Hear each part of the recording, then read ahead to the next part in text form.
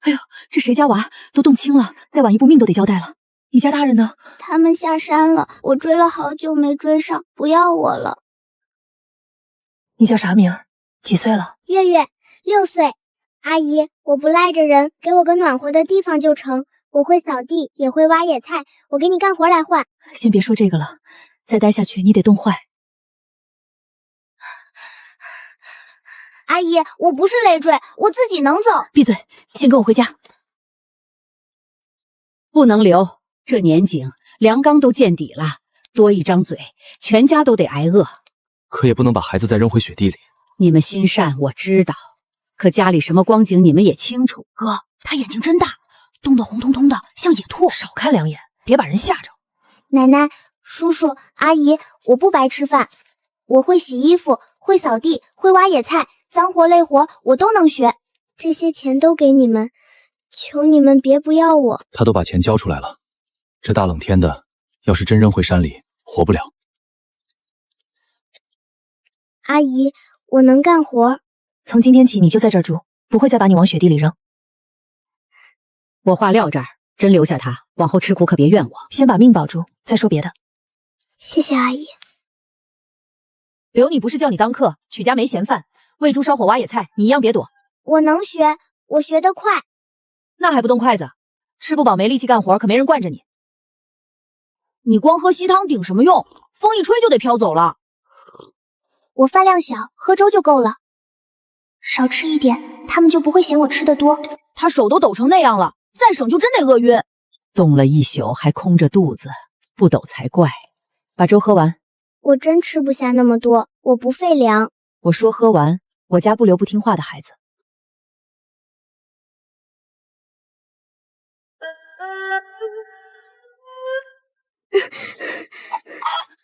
你咋了？没事，我站一会儿就好，别跟阿姨说。你脸都白了，是不是饿的？不是，我不饿。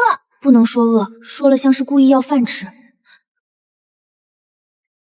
给我攒的红糖，冲水喝。不行，这是哥哥的。让你拿着你就拿着，我又不爱吃甜的。你要是饿晕了，我妈还得说我没看好你。二哥，谢谢你。谢啥？我又不是白给你，我以后要使唤你干活的。我会听话，也会干活，别把我送走。别哭了，你一哭，我心里都跟着发慌。真的？我妈嘴硬，心没那么硬。她说让你住下，就不会赶你走。去小卖部打1斤盐，快去快回，别走丢了。知道了，妈。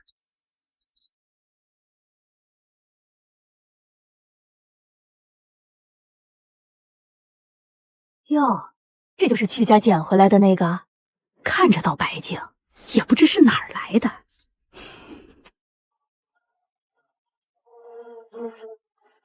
你说也是怪事，好好一个孩子，咋会被亲爹妈扔了？谁知道里头有啥缘由？老曲家本来粮就不够吃，还捡个外人回来，平白天张吃饭的嘴，早晚把家底儿耗空。我没有病，我也不白吃饭。我会干活，不会拖累妈妈，不会拖累曲家。嘴皮子倒利索，可话说回来，连个正经户口都没有，终归不是曲家正经的孩子，往后难免有麻烦，可不是嘛？没名没分的，哪天亲爸妈找上门把人领走，这些年的粮食精力不都白费了？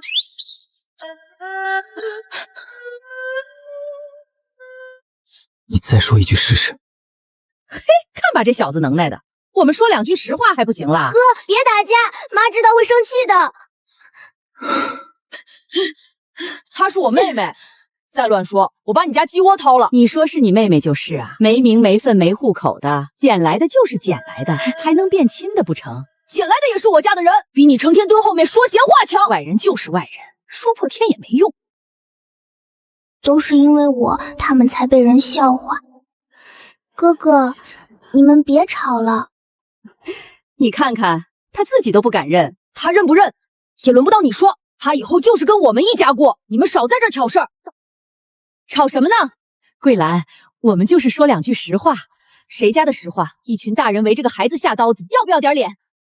来，你们当着我的面再说一遍。桂兰，你护得了一时，护得了一世吗？他来历不明，谁知道以后惹不惹祸？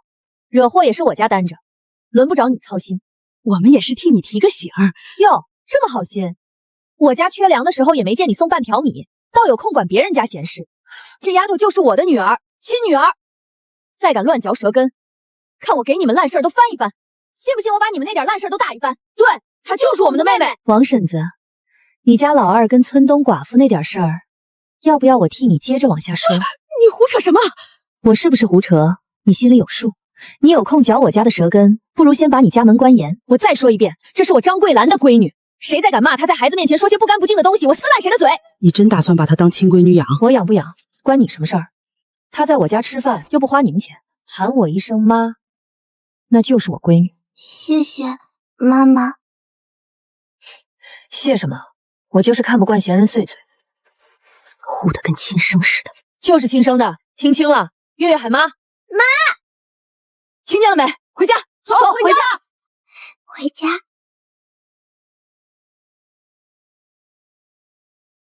捡来的孩子没出生证明，上不了户口。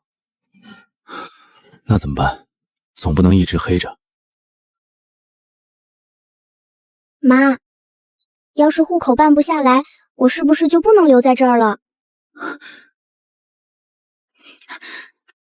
瞎琢磨什么呢？我张桂莲捡回来的人还能再推出去，手续是麻烦点儿，又不是登天，缺啥补啥，总能办下来，总不能让你一辈子没个正经身份。明天阿姨去趟公社，打听打听。去睡吧，明天跟妈一起去大队。不能姓屈，屈家族谱上从来没记过外姓孩子。妈，都什么年代了？我说不行就不行。那孩子姓什么，总得定下来。奶奶别生气，我跟妈妈姓就好。你说啥？我说我跟妈妈姓，姓张。对，跟我姓，叫张明月，挂在天上亮堂堂的。我闺女的名字我自己定。也好，跟着你姓，往后出门也省得旁人说三道四。我不会让别人瞎说的，我会好好干活，会听话，不丢咱家的脸。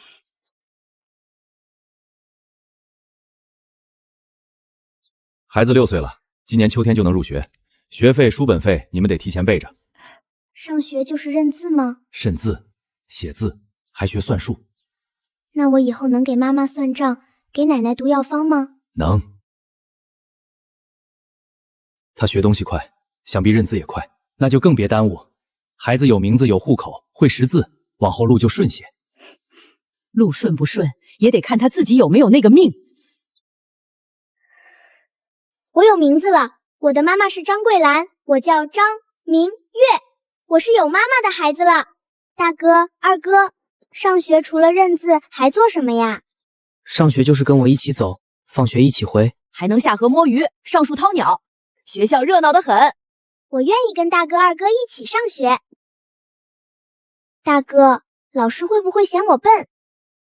你不笨，少胡想，谁敢笑你，我帮你骂回去。横平竖直，这个是张，这个是明，这个是月。张明月，别写歪了，进学校丢人，我可不管你。我会写好的。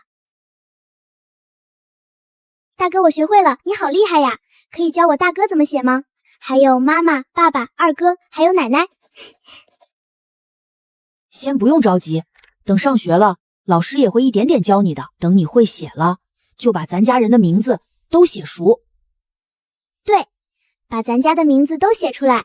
学费、书本费要好几块，娘那边肯定不同意出，要不缓2年。缓什么缓？老大老二能读，我闺女凭啥不能读？我是怕家里周转不开。周转不开也得想法子。明月脑子灵，不能耽误。妈，我不上学也行，我在家喂猪、挖野菜，帮你干活，能省很多钱。而且今天大哥教我写字了，我可以在家学。胡说什么？我不用非要去学校也能识字。那不一样，都是我张桂兰的孩子，能上学就要一起上，犯不着亏待谁。钱的事儿不用你操心。可我不想让你们为我犯难。犯难是大人的事儿。好，刚给你上了户口就不听话了是吧？我说让你上学就上，没得商量。我听话的，我去上学。这就对了，你要真心疼我，就把字认好，以后读书挣钱，好好回报我。我要认很多字，以后挣钱，让大家都吃得饱饱的。对，这才像话。等你真读出来了，爸给你削新铅笔。妈妈虽然凶，但我知道她是真心为我好，我一定不会辜负妈妈的心意。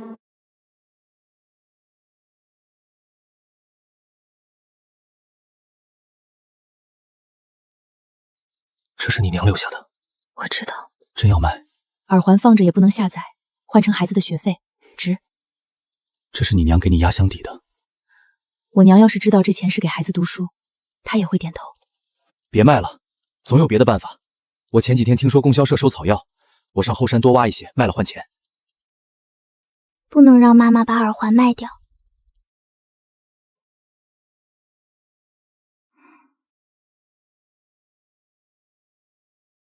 我也可以采药换钱，换了钱，妈妈就不用卖耳环了。再等等呢，总还有别的办法。别的办法在哪儿？等着天上掉钱。老大老二上学的时候，家里再难也供了。到明月这行，不能因为他不是我肚子里出来的，就让他停下。我没这个意思。那就别拦我。供销社收蘑菇，也收药材，多挖一点儿就能换钱。你乱跑什么？山里有狼，你知不知道？我就挖一点，很快回去。你一个人认得准吗？认得一些。这个不是，那个才是。挖的时候带着根，不然不值钱。二哥，你别告诉妈妈。等回头再说，先挖。你想换多少？能把学费凑一点是一点。那就多找些蘑菇，那个也能卖。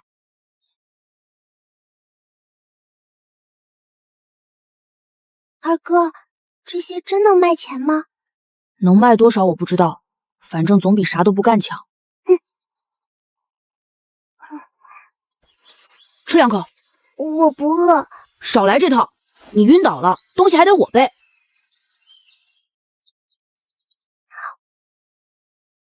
二哥，等我有钱了，也给你买饼干。先等你长得白白胖再说吧。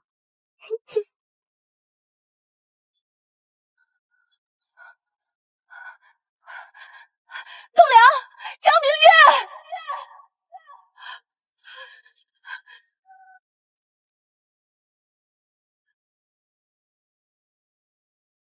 曲不良，张明月。这两个孩子要是真出点事，我饶不了他们，也饶不了自己。你们最好都给我好好的。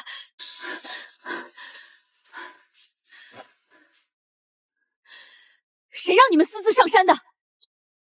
妈，我带着他来的。你带着他来，我就不骂了。妈妈，我想换钱，不想让你卖耳环。你才多大，轮得到你操这个心？我也能帮家里。先回家，以后再敢自己上山，看我怎么收拾你。妈，明月一路都没喊累，他不喊累，我就看不出来。妈妈，对不起。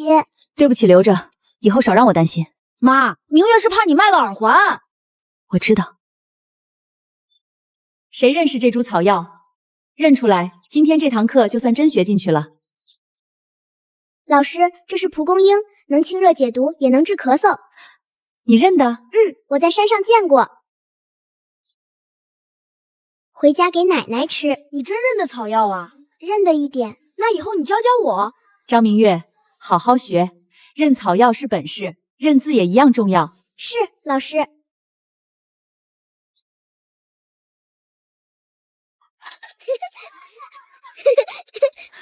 栋梁，栋才，快回去！你奶奶晕过去了，烧得烫手。慢点儿，我先去叫爸。大夫，我娘怎么样？先别慌，我开方子，但这病不能拖。要不要送县里？先把药用上，今晚得有人守着。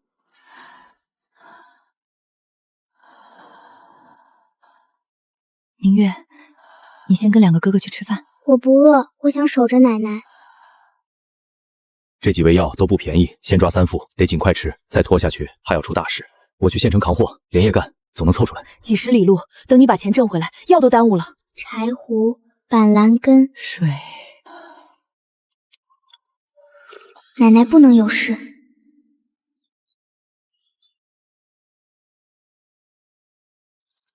看见没？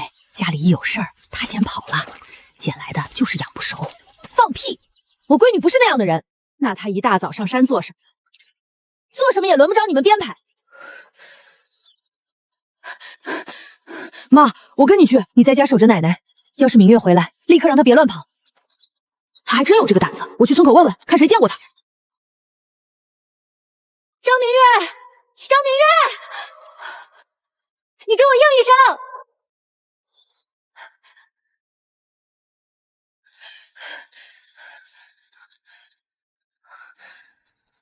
他真是来挖药了。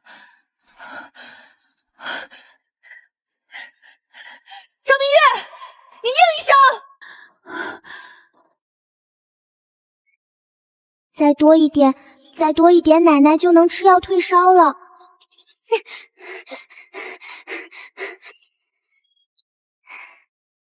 去，小孩懂什么？不收，别在这捣乱。阿姨，你先看看再决定好不好？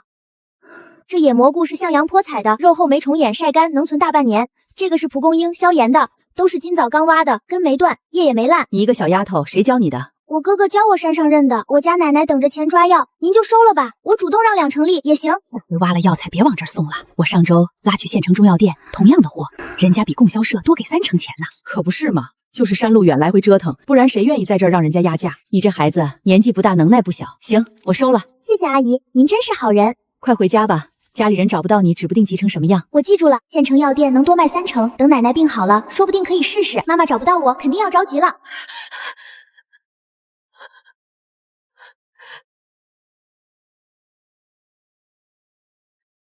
妈妈，山里多危险，你知道吗？你要是出点事，让我怎么跟自己交代？妈妈，我没乱跑，我去卖草药了，奶奶有药钱了。谁让你一个人做这些的？我也是家里的人，我也能救奶奶。以后有事儿先跟妈说。妈妈，我是不是有用？有大用，帮大忙了。可你给我记住，东西没了能再挣，你不能出事。走，先回家。你奶奶还等住着药，妈也得看看你这身伤。我真不疼。邵逞祥，再敢一个人往山里钻，我把你绑裤腰上。真卖成了，供销社收了。你还有主意，有话就说。在家里还扭扭挪挪的。有，李大夫常去县里药材站拿货，他那边收的比供销社高，咱们要是能直接送给他，钱能多一截。你连这个都打听清了？今天卖药的时候，我听见人说的。人家凭什么信你？我让他先看货，货好他就会收。药要认准，真混错一味，害的是人命。我认得准，柴胡、蒲公英、黄芪我都能分出来。你一个6岁的娃，张嘴就跟大夫谈买卖，别人不把你当胡闹才怪。妈妈，今天我去卖一次药，就能给奶奶换药钱。要是这事做成了，以后奶奶抓药不用愁，大哥二哥上学也不用总看钱的眼色。我跟妹妹去，俺也去。明天先让她去试，我在后头看着。妈，我自己能说。你能说，我也得在。人家要敢糊弄你，我先撕了他的嘴。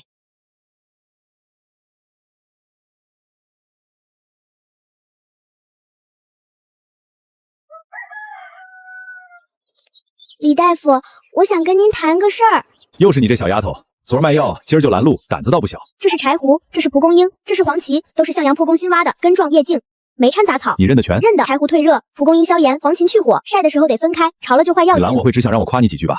我想给您供货。你给我供货？我们从药材站拿货价高，能比那边便宜1成，货也不差。你知道挖错药是什么后果吗？知道，所以我不敢错。您可以先收一批验货，要是有一味不对，我分文不要。你这丫头倒是胆子大。我不是胆子大，我是家里真缺这条活路。后天20斤干柴胡送镇卫生所。您收了？货好我就收，货不好我1分不给。行，你按规矩验，我按规矩送。真谈成了，你这张嘴倒真能给家里刨出饭来。妈，我没给你丢脸吧？没丢，争脸了。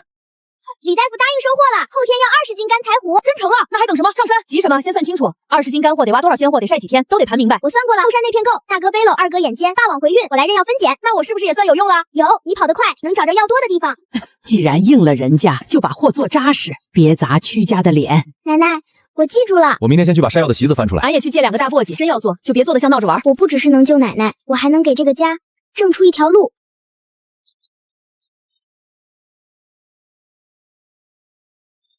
采药真能赚几个钱？先卖成1次，以后肯定常有人收。我跟妹妹干，肯定能成。少贫，多看脚底下，别摔着。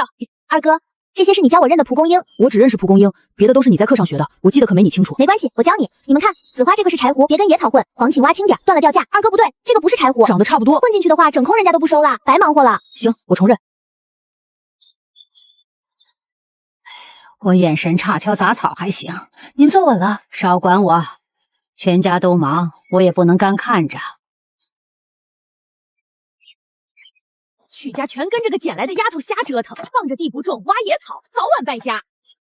二哥，别去，他们都欺负到你头上了。咱们刚开头，不能因为吵架耽误事儿。老师也说过，路遥知马力，日久见人心。等我们赚到钱，大家就明白了。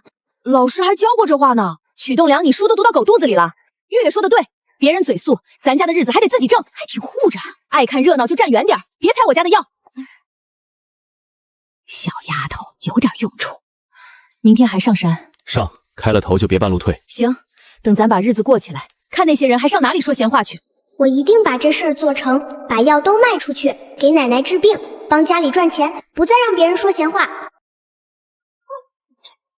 哟，全家出动挖野草啊！还真指望这玩意儿当饭吃？我看就是这丫头把曲家带歪了。把路让开，老太太，你还真拿她当亲孙女。我曲家的孙女，轮不到外人嚼舌根。进了我曲家的门，就是我曲家的人。她挖药赚钱，堂堂正正，比你们站路边说闲话强。你这护的也太偏。我护我自家孩子，碍着你了。谁再敢乱嚼舌根，我先敲他的嘴。听清了没有？都散开！愣着做什么？赶集去！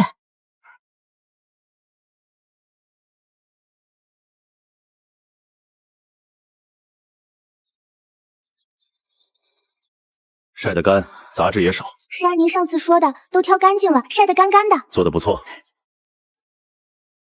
20斤，1两不少。我就说能成。您给多了。这是程四豪给的天头，往后每10天送一回，先紧着我这边。我记住日子了，到时候肯定准时送来。谢谢大夫肯收我们的药，我们肯定好好挖。都卖出去了，还板着脸做什么？奶奶，今天谢谢你。谢什么？我是嫌他们嘴臭，丢曲家的脸。给您留着吧。我牙口不好，你吃。奶奶，您先吃。边走边吃，别又饿得脚下发补。奶奶现在偏心的很，有好吃的都给妹妹。偏怎么了？你要有本事，也给家里挣药钱去。俺能做不？先把你那张嘴收收。哼，以后谁再乱说，你别自己忍着，回家说。你是我曲家的孙女，这话我说了就算数。爸妈奶奶，咱家明月出息大了，拿大奖回来了，作文我的家人1等奖。不止县里作文1等奖，这次期中统考，明月还是全科年级第1，双第1。有印有章，是真假？那就收好，别折了。咱们明月真是家里的小福星，读得出息了，就会瞎用功，写篇家常作文也能拿奖，不害羞。我写的都是心里话，写家里怎么一点点把我养大，写你们一直护着我，这个奖是咱们一家人的。这丫头争气，得挂正点。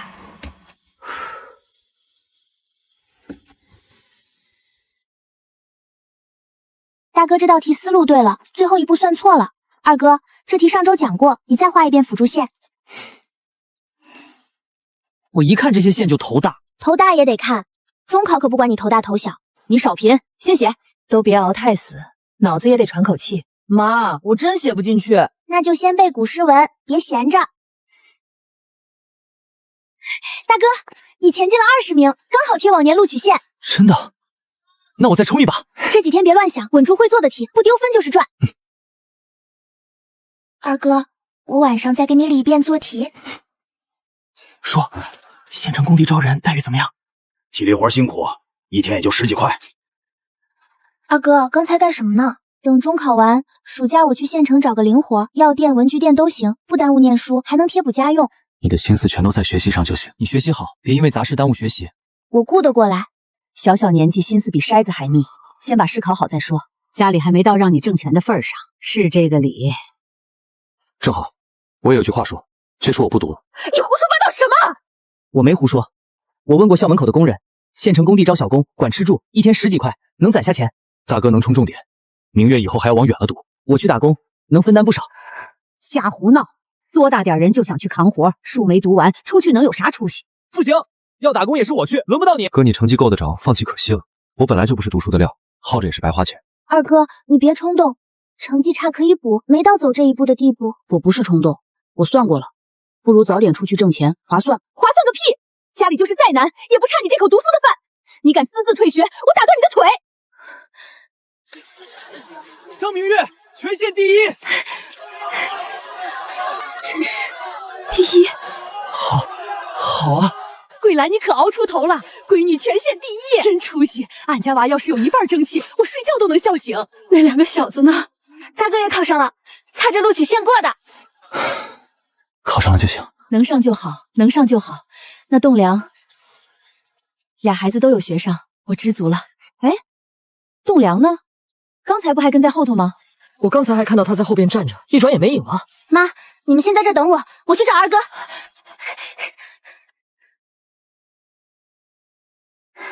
二哥，你躲这儿干啥？人多吵，咱们该回家想法子，不是你一个人先跑。我已经想好了，你和大哥去，你和大哥往前冲，我给你们加油打气。合适什么？你别总把难处说的跟笑话似的。我不说笑点，难不成坐这儿哭啊？我已经看好了，县的厂里包吃住，我跟你们一起上县城。明月，家里现在只够拽住一头，大哥这次踩上线了，不能松，你更不能松。我根本不是学习那块料，但我嘴能说，腿能跑，打工或许能搏出一份新天地。我能申请助学金，我还可以去药店、去饭馆，什么都行。二哥，你别拿自己填这个坑。你读书比我有出息，我不想踩着你去念。你要真心疼我，就把书念出个响来。等你以后厉害了，再把我往前拽一拽。明月，听二哥一次。出去以后少充能耐，真被人欺了，别憋着，写信回来。谁敢把你往死里使，我豁出这张脸也去撕他。知道了，妈，你这话说的，我跟去打仗似的。少平，工钱别乱花。人得全户回来。有事就吭声。行，二哥，你答应我，家里缓过来就把书补上。行，你别骗我。我什么时候骗过你？二哥，你放心，我一定把你那份也读出来。罗曲，撑住！腰使不上劲儿，腰椎挫伤，腿骨裂，得住院。先治，人不能耽误。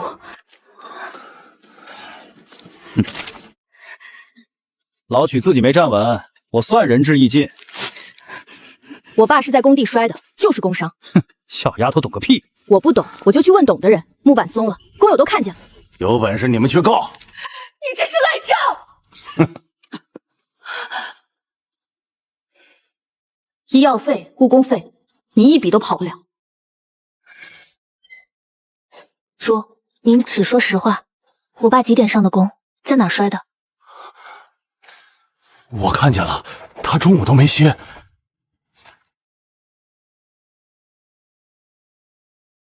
快抄，别说是我给的。谢谢叔。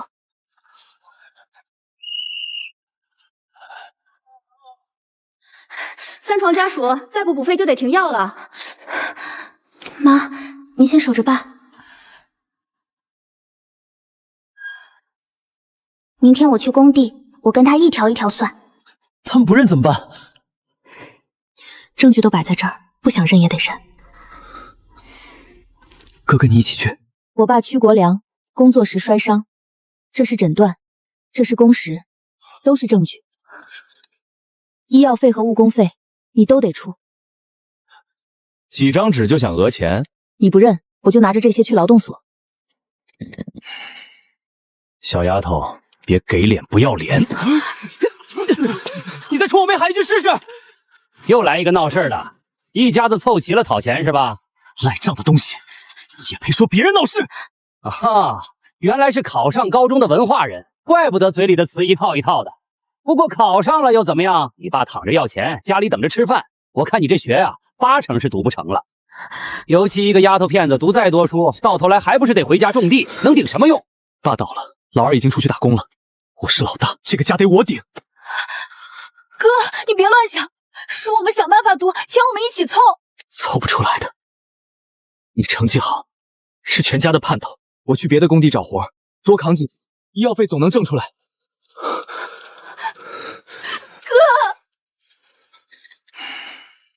怎么捡回去粘好还能读啊？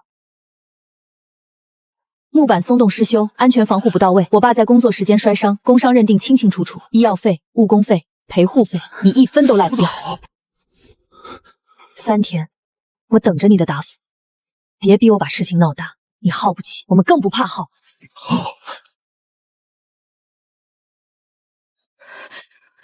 谁死的？我。你等菜了。等菜，糊涂啊！谁都替我做主，可我不要这样。二哥走了是为了家，你撕通知书也是为了家，但你们不能把自己的前途都折进去。通知书不会白撕，账也不会白赖，医药费我也要挣，工伤的事我来跑。哥，你留在医院照顾爸。你一个学生家怎么挣？李大夫说了，我也可以去帮忙。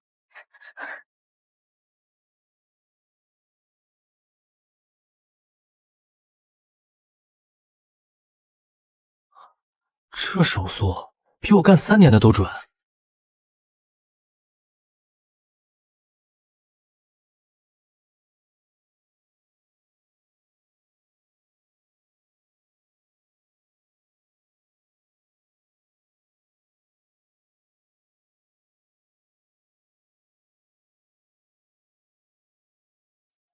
今天的工钱拿去买点吃的，别总省着。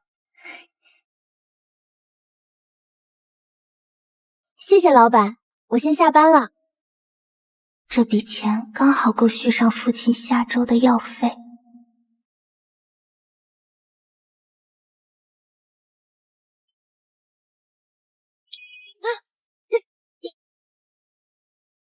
小陈，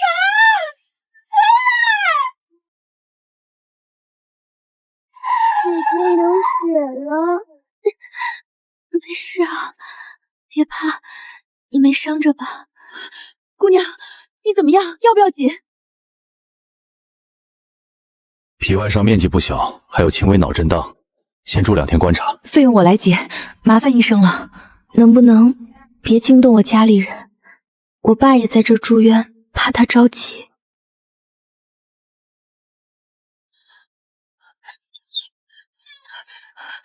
你这死丫头，怎么把自己弄成这样？救了个小孩，没大事。没大事能躺这儿？你是不是要把我吓死才甘心？月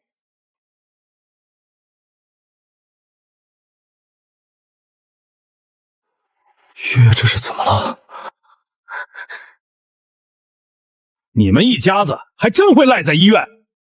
我告诉你们，医药费1分没有，今天赶紧出院！你嘴放干净点儿！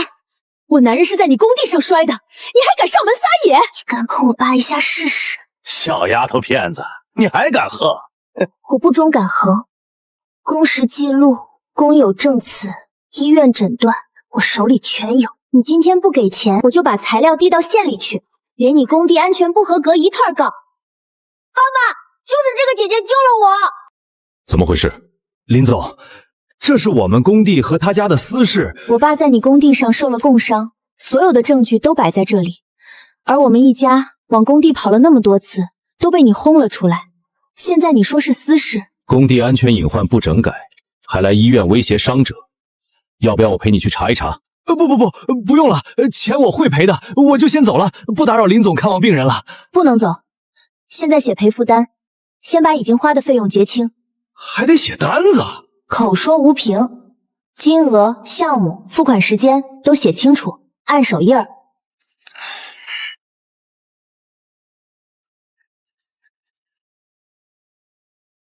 伤成这样还自己顶在前头，你当你是铁打的？爸躺着呢，总得有人跟他讲理。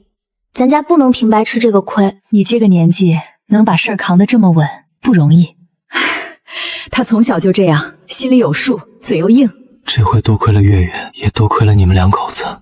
姐姐给你吃，甜的就不疼了。以后再遇上事儿，先喊妈，妈还在，轮不到你一个小丫头硬扛。我记住了，但该争的仗，我以后还会争。真可以，先把自己身子顾住。你把赔付项目列得很清楚。明月，我和你阿姨商量过，你救了小陈，我们想帮你一把，学费、生活费，还有你家眼下的难处，我们都能搭把手。要是愿意，我们在县城给你们租套房子，你读书、照顾你爸都方便。叔叔阿姨，谢谢你们的好意，但这好意我不能白了。这不是白了，是谢谢你救孩子。救人是我该做的，要是因为这个就全靠你们帮衬，我心里不踏实，睡觉都睡不沉。那你想怎么算？要帮就算借，借多少写多少欠条，按银行利息算。等我以后能挣钱了，一笔一笔还清。你不怕还不上？怕，但钱算清楚了，人情就不会变味。以后见面，我们也能挺直腰杆说话。你这孩子想得比我们还周全。穷人家过日子最怕账糊涂，账一乱，人心就容易散。按银行利息计息，分5年还清。姐姐写字真好看。好，就按你说的来，有志气。小小年纪能守住这份心气，不贪便宜不糊涂，太难了。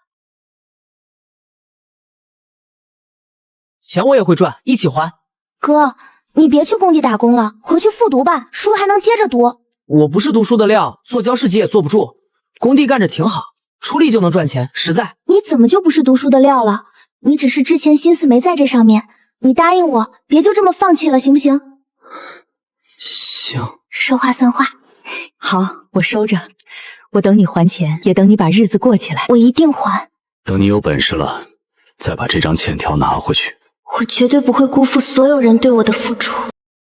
3副退热，1副止咳，外加2包纱布，一共23.6块。1分没差。这2天我不在，货是你点的？少了3位，我按急需先补了。多进压货，要会砸手里。从今天起，你工钱涨1倍，以后盘货也归你。多了？不多，你替我省下的不止这点儿。家里还缺钱。缺，但不能只靠你这份工。李大夫，你这儿有没有止血药？我手被针扎了。百货店那批货又催又丑又贵，还赶着要。你们店的绣货不是一直靠县里的周家？周家坐地起价，花样还老，可县里就他一家能供。奶奶和妈妈会绣活，或许是条新路。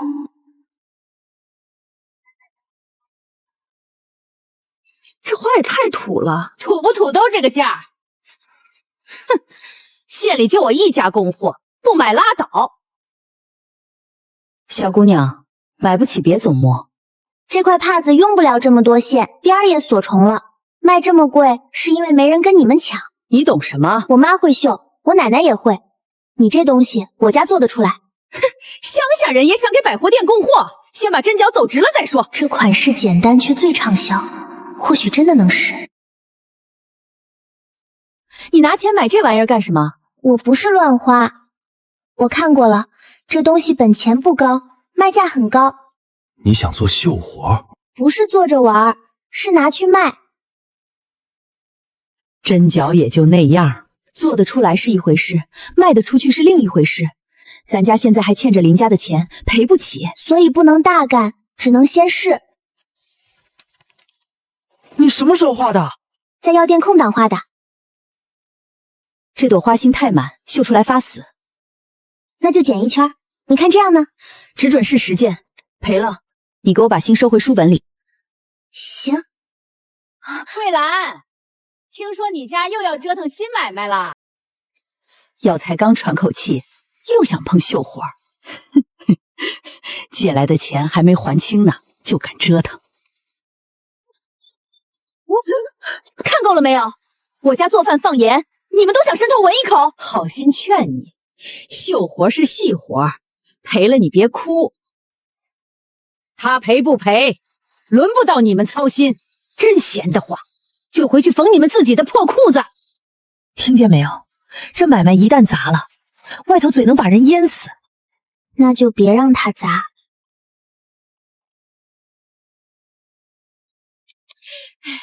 县城的百货店爱卖成双成对的，我顺手看了2眼。荷包别单卖，成对装，帕子一束一花，送礼的人更肯掏钱。你脑子转这么快，怎么不长3只手？这活赶起来要命。先少做，9条帕子，6个荷包，只够试水。这线太艳，不像县里人会买的。压一压，别让花跳出来。这丫头净长些管用的心眼儿。明天我去送。俺也去。不用都去，二哥会说我跟着，人家要压价，咱们得当场改。你还想去跟人硬碰？不硬碰，第一单拿不下。样子倒新，就是不知道卖不卖得动。乡下货进我店，砸了柜台谁赔？王老板，您先别说死，卖不动我们自己背回去。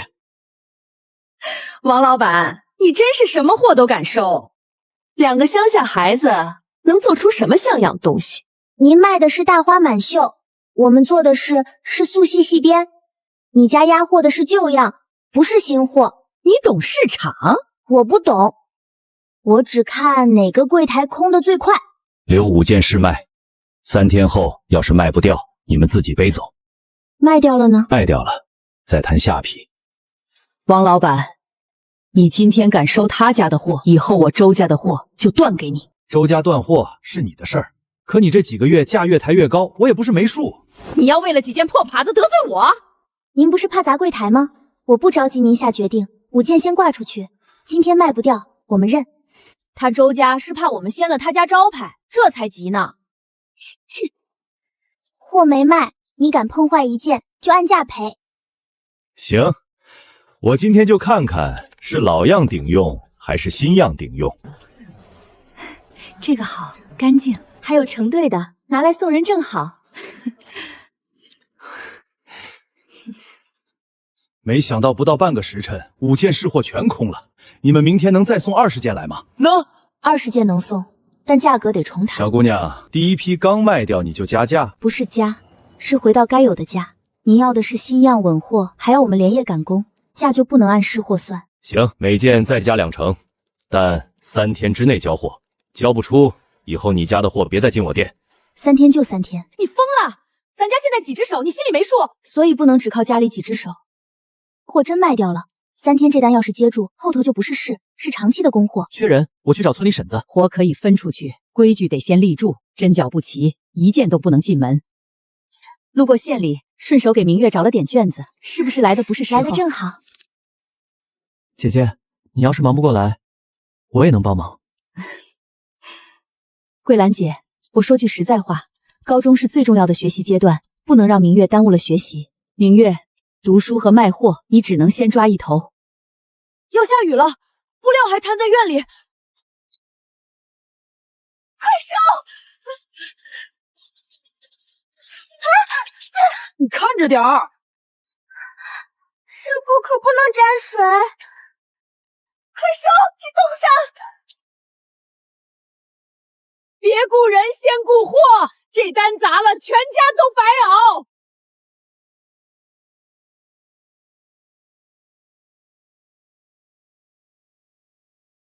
先听清楚，编不齐退，线头漏退，赶工不是糊弄。桂兰，你这规矩也太死了。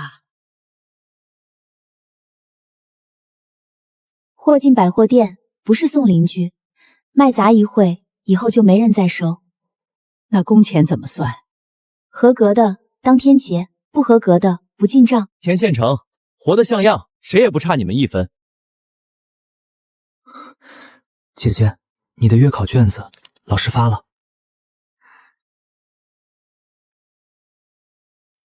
这批比上批还稳。那是，我家做活不糊弄。下周我要30件，要是还能稳，我把最里头那个柜台也给你们。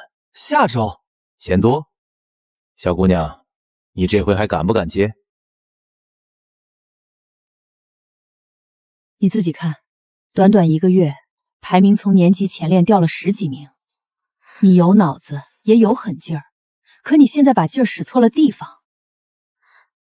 老师，我家里……我知道你家难，但高考不管别的，只认分。你要是再这样分心，别说华清，连冲一冲的资格都没有。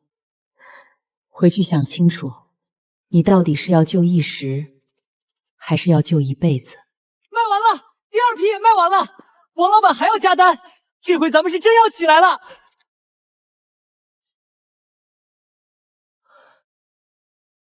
这就是你说的顾得过来？这次只是意外。你白天上课，晚上绣样，半夜对半，还有药店的活，你当自己是磨盘，连轴转也不会。从今天起，生意你别碰。大哥，定价和样式你们不熟，不熟就学。你把我和大哥当木头。你要真有本事，就去把分数挣回来，别两头都想占。家里欠的账我们一起还，你该挣的是你自己这口气。我不是舍不得放手，我是怕我一松，家里再掉下去。掉下去我兜着，轮不到你一个丫头把自己逼废了来给家里垫底。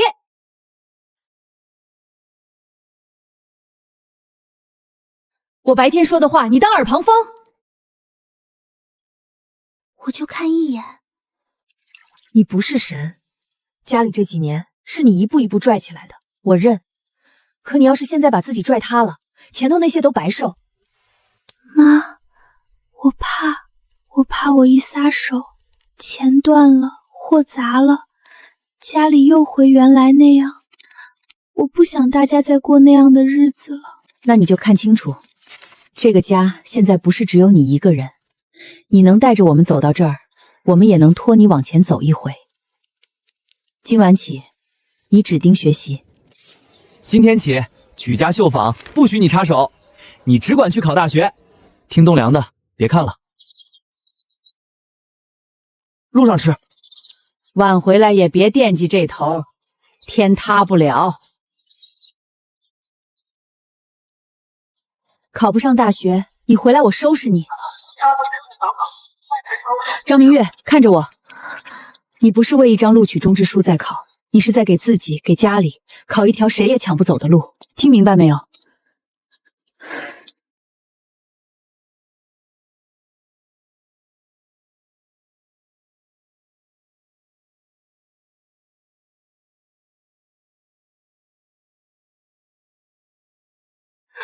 来了！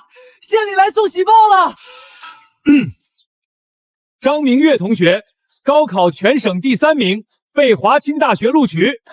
第几？全省第3。我孙女考到京城去了。老师，真是我？真是你，你给咱县里长脸了。我早说这孩子有出息，你看看，这不就考上京城的大学了？你记性倒好，以前说我家头败家是外人的，我可都记着呢。那时候是我眼皮子浅，不懂事儿。我家明月有今天，全靠他自己争气。以前说过闲话的，就别往跟前凑了。谢谢大家来道喜。不管我去哪儿读书，我都是曲家的人，也永远是这个村的人。明月，恭喜你。姐姐，恭喜你考上华清。看什么看？先吃饭。妈，你都偷偷看8遍了。我乐意。到了外台，好好读，别舍不得吃穿，家里供得起。缺什么就写信回来，别自己硬扛。我不识字，信来了就让栋梁念给我听。家里的信我包了，保证一封不落，全念给奶奶听。我会好好读，也会记着，这张通知书不是我一个人的，是咱们一家人一起熬出来的。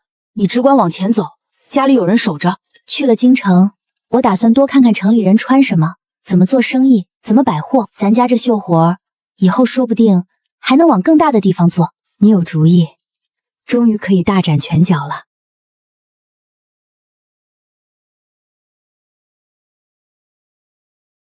你往哪儿塞呢？给您的零花钱，想吃点心，想买软底鞋，就让二哥去买。我这把岁数花什么钱？你去京城念书，哪样不要钱？我有奖学金，还有补助，够花。您拿着，我在外头也踏实。你这孩子，打小就懂事贴心。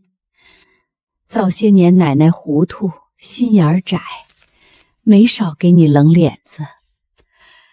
现在想想，真是对不住你。到了大城市，别总想着省，该吃就吃，该添衣裳就添，别亏着自己身子。你好好的，奶奶比啥都强。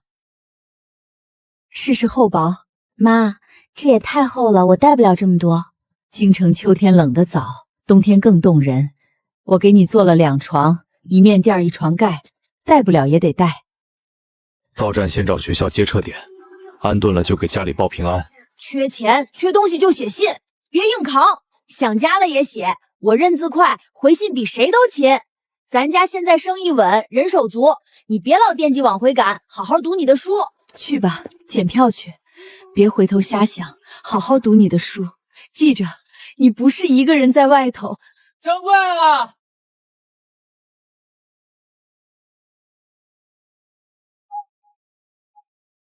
妈！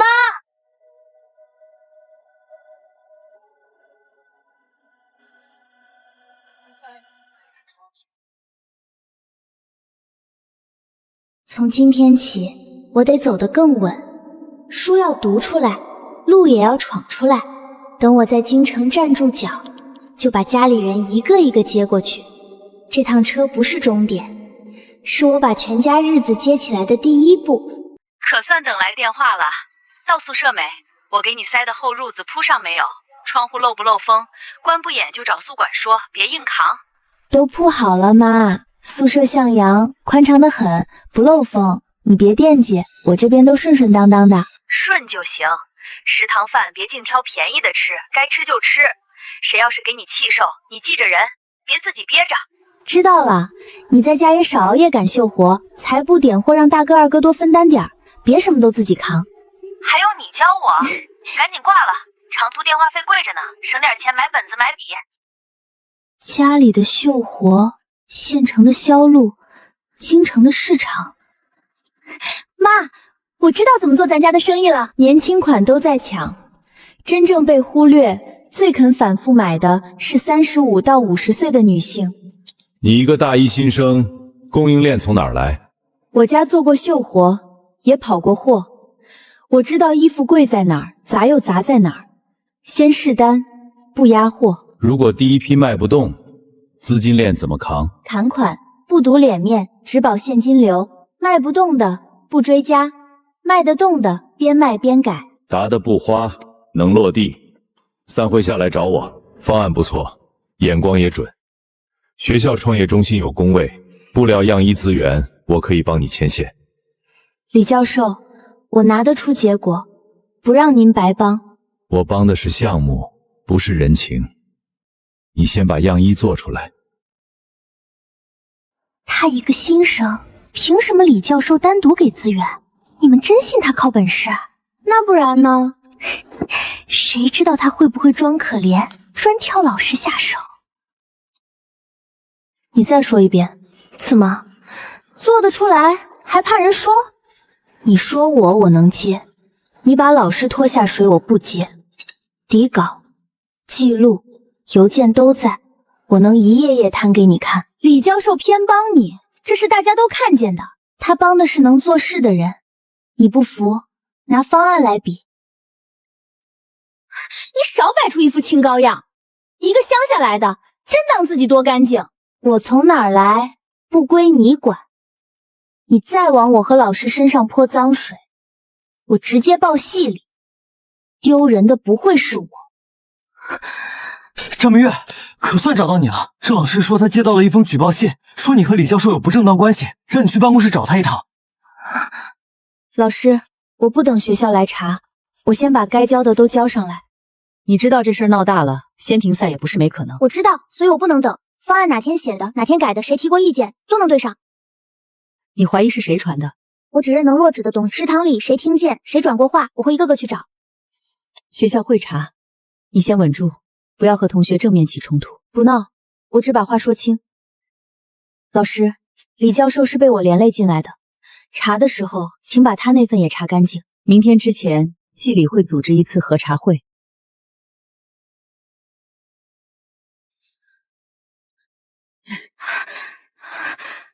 妈，你怎么来了？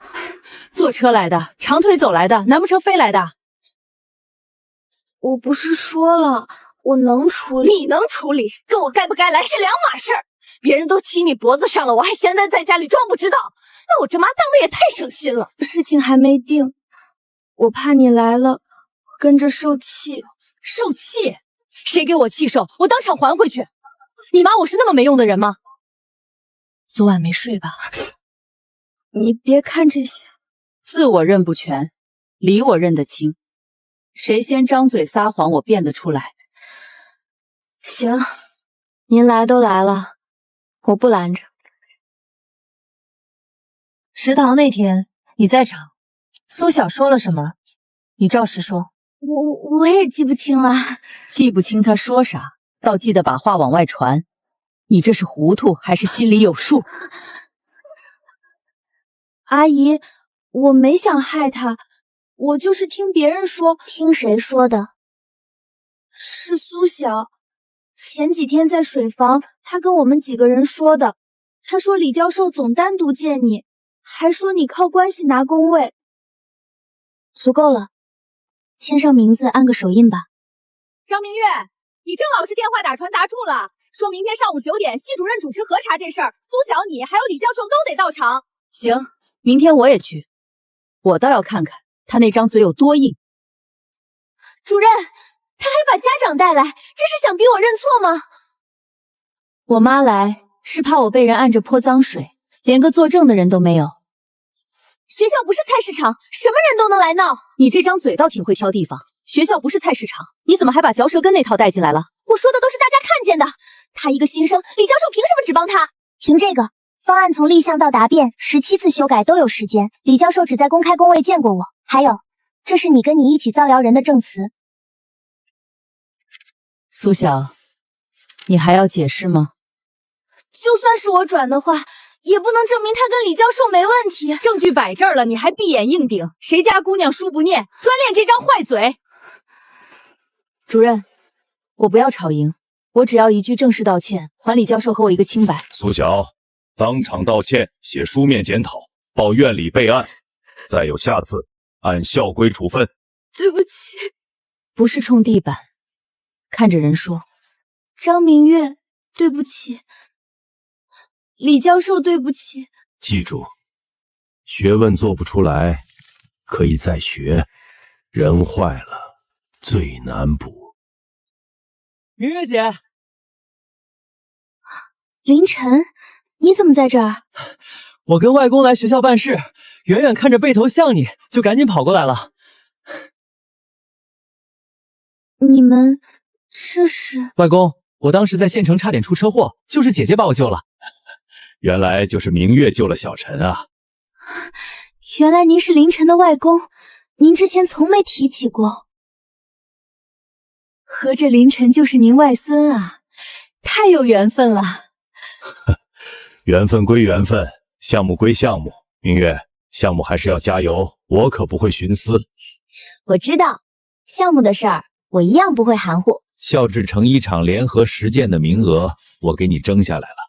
不是挂名凑数，是实打实跟着打板做货跑销路，你敢不敢接？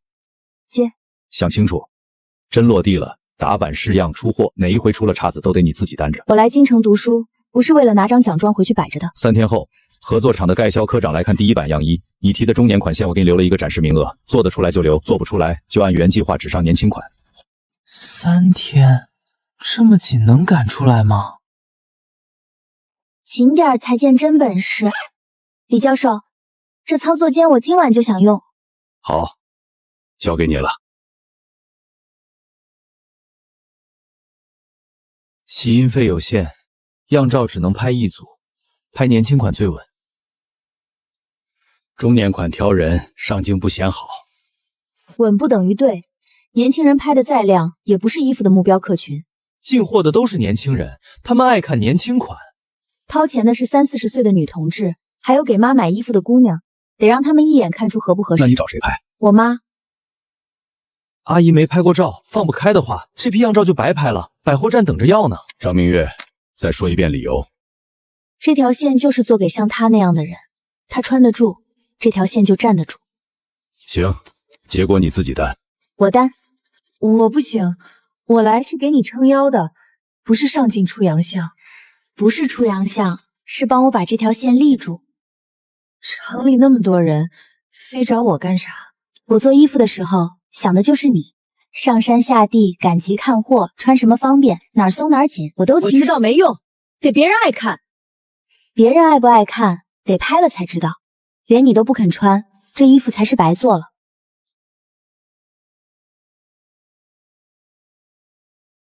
妈，当模特是好事儿啊！滚一边去，跟着起哄。衣服是明月做的，脸面你得给它撑住。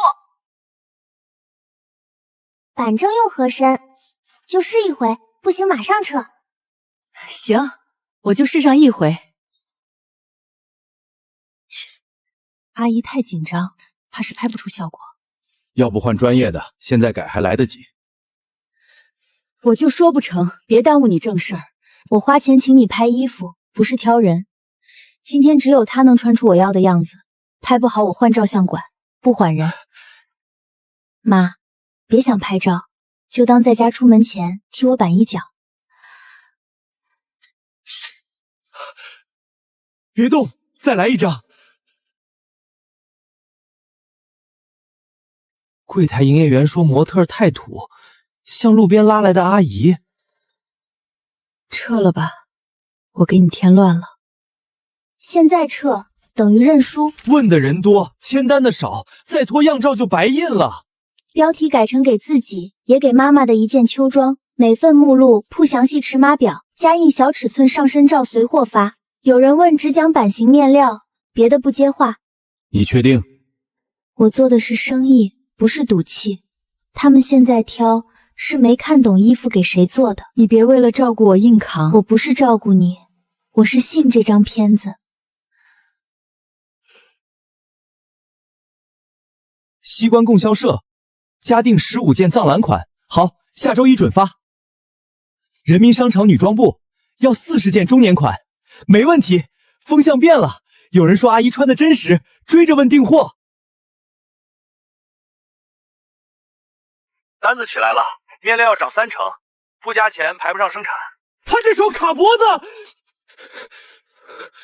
合同签了，交期定了，临时涨价是违约。小姑娘，市场就这样，你不做有的是人做。行，你再说一遍，我录着音。今天你敢断货，明天我把违约公函送你们厂部，谁先丢客户你清楚。这批先按原价走。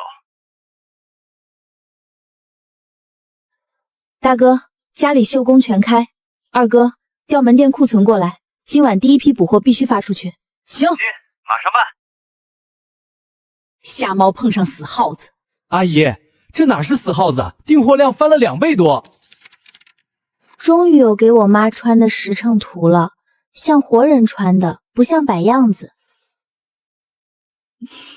第一枪打响了，后面别乱，货要稳，人也要稳。我知道。能敬上李教授一杯，后头生意好谈。等等，怎么了？老徐，你看他是不是咱们当年扔掉的那个？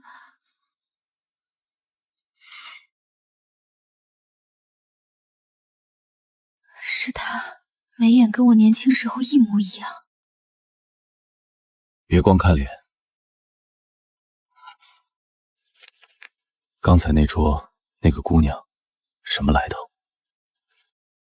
华清的学生，李教授带着做实践项目，听说自己还管着校办厂的成衣组，最近常来查看。成衣组？楼下那辆双袍座卡车就是他们拉货用的，最近天天来。你听见没有？华清的，李教授亲自带，还管着厂子，咱们那笔贷款有门了。先别急着扑，还等什么？他是咱们生的，血缘摆在那儿。血缘要是有用，当年咱会扔掉他。那就哭，哭他这些年苦，哭咱们找他找的苦。她一个小姑娘要面子，他要面子，李教授更要面子。明早去他操作间楼下，当着人认，先认女儿再谈资源。他要是不识抬举，我有的是法子让他丢脸。爷爷，妈总算找到你了。放手。明月，别这么冷漠，我们找了你很多年。昨晚在饭店问起我名字，今早就成了找了很多年。当年家里穷，你弟弟又小，我也是没法。到底有什么目的？直说吧。一家人哪有隔夜仇？你现在出息了，认识李教授，手上门路也多，帮家里牵个线，不过一句话的事儿。原来不是认亲，是求路子。你这孩子说的这么生分干什么？我们是你亲爸妈。亲爸妈会把6岁的女儿扔在雪山里？当年是糊涂了，可我们给了你命。给命不等于有资格来收账。王师傅，麻烦把场部会客室腾出来，想谈进去谈，想演去派出所门口演。你录什么？录清楚，免得你们回头不认。第一，书面承认当年遗弃我；第二，去屈家老宅当面给我父母父和奶奶赔礼；第三，补齐18年费和教育费。你做梦！做不到就别碰我的门。你这是逼亲生父母下跪。不是逼，是还。我们生你养你一场，你张口就是钱，你们没养过。张明月，你别仗着自己有点本事就不认祖宗。祖宗不在你们这儿，我张明月的家在曲家。你就不怕别人骂你不孝？我怕脏，不怕骂。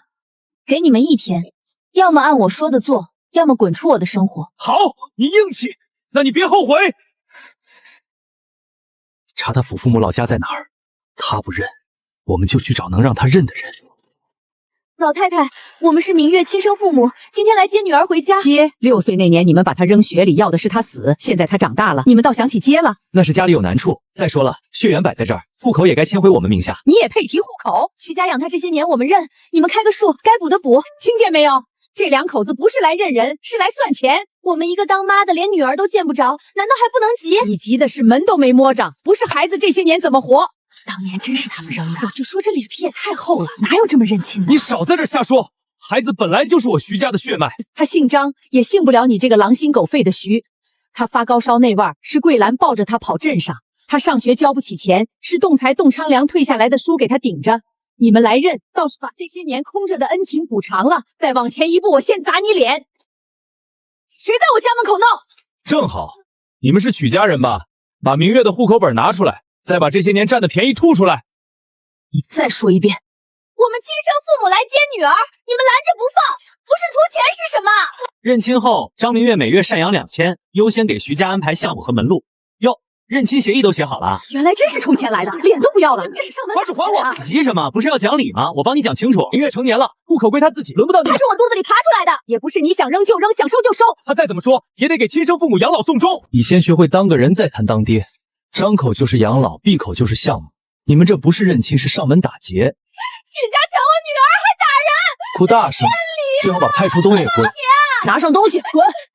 这事没完！你再来，我让你知道什么叫没完！一群泥腿子，护得到紧。曲家这条路走不通，那怎么办？真让那丫头骑到咱们头上？他不是拿李教授当靠山吗？那我就去找他这座山。那老头会见咱们？他是教授，要脸，堵到门口，我看他躲不躲。要是还不行呢？那就把这事闹到谁都躲不开。明天去市里，曲家不给，我就从李教授那儿请。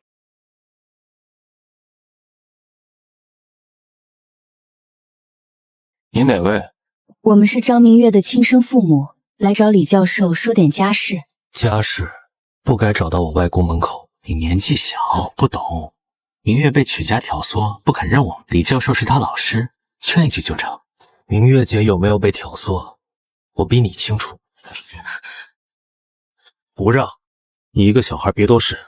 我不是多事，我是在拦不该进门的人。你这孩子怎么这么说话？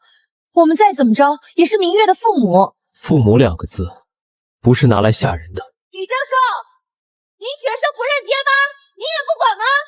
不用喊，我外公要是知道你们堵门，只会比我说的更难听。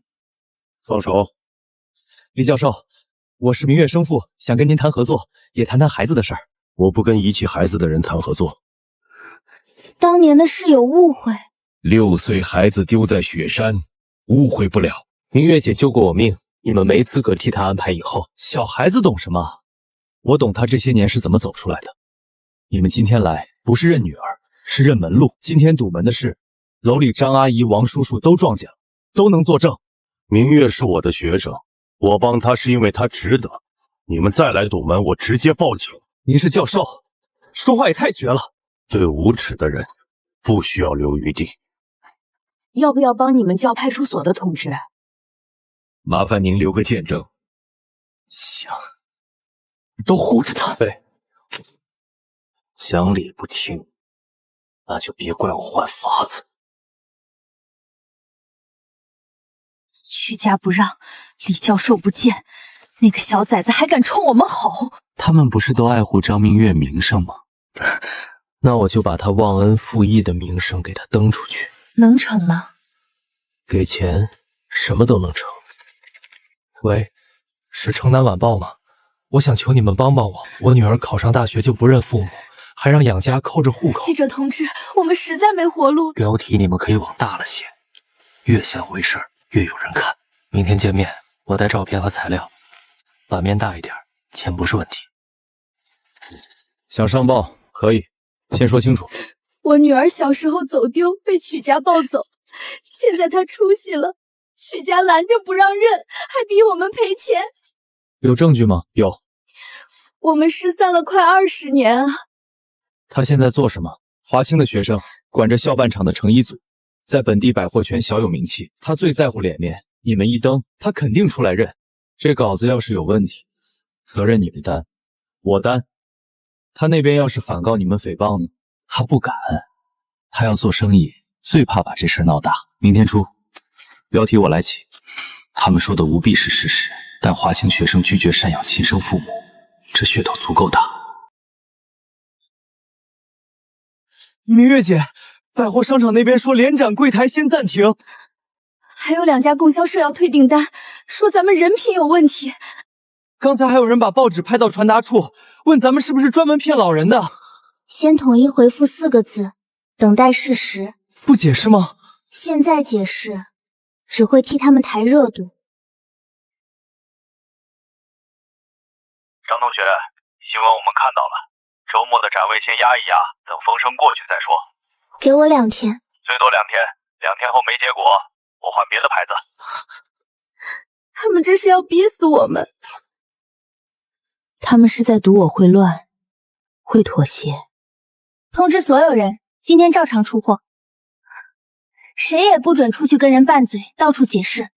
那门口围看热闹的人，还有报社的记者呢。让校卫队的同志盯着，谁闹事就请出去，记清楚是谁。我现在就去撕了这破报社！妈，坐下。都骂到你头上了，我还坐得住？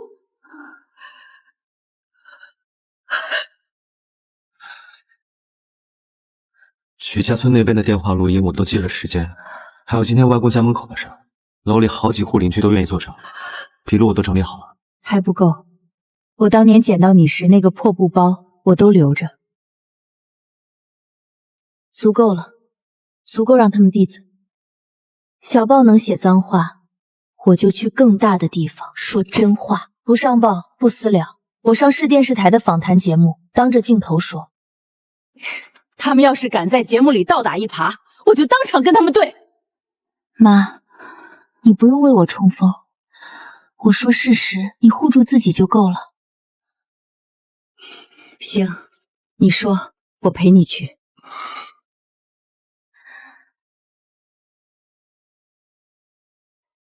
这种家务事上节目风险很大，你确定要公开？确定。公开之后，亲生父母可能当场哭闹，观众也未必站你。那就让他们当场哭，让证据当场说。你想要节目帮你洗白？不是洗白，我要的是把失散改回遗弃，把养大改回收留，把认亲改回索取。你能接受现场请曲家人和你老师到场对质吗？能。谁见过？谁来说？好，明天现场录制，你和对方都到场，全程有观众和妇联的同志见证。我们不删问题，你敢不敢接？敢。那你准备好，上了镜播出去就退不了。我本来也没打算退。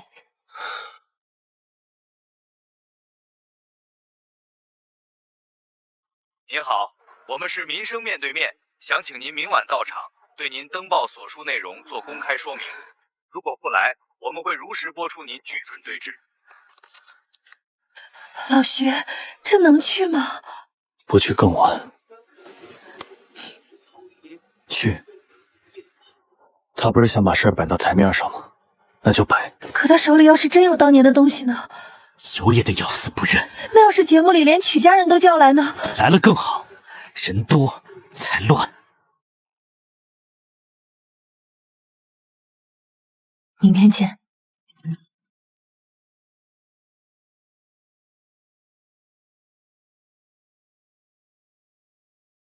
徐同志、朱同志，你们刚才说大女儿张明月多年不肯认亲，甚至连门都不让进，能详细说说情况吗？我们心里苦啊！当年家里穷得揭不开锅，实在没办法，才忍痛把女儿和托付给村里的好心人养着。这些年我们省吃俭用攒了点钱，就满世界的找她，好不容易才在京城打听到下落。可他倒好，攀上大教授当了大老板，嫌弃我们穷，直接让保安把我们轰出来。亲生父母再不对，好歹给了条命，不能这么狠心不认啊！就是，有了钱就忘本儿，真是白眼狼。听两位这么说，确实令人痛心。但事情真相到底如何，还得听当事人怎么说。有请张明月。月月，我的好闺女，你终于肯见妈妈了。把手拿开，这里是市电视台，不是撒泼打滚的菜市场。大家看看，这就是我怀胎生下来的亲闺女，连碰都不让碰。明月，你妈也是想你，就算有再大的气，也不能当着这么多人的面给她难堪。难堪？真正难堪的事还没开始呢。你们刚才对观众说，当年是把我托付给好心人，是迫不得已。当然，天下哪有不疼孩子的父母？我们也是为了让你活命。好，既然你们疼了我这么多年，找了我10几年，那我问3个问题，答上来，咱们再谈认亲的事。第一，我被扔在盘山小路那天，你们往我怀里的布包里一共塞了多少钱，多少干粮？第二，我追你们摔进雪窝事儿喊的最后一句话是什么？第三，你们转身往山下走的时候，回头看过我一眼。这都18年了，谁还能记清这点鸡毛蒜皮的小事儿？就是，那时候光顾着难过了，哪有心思想这些？你揪着这点小事不放，就是不想认我们。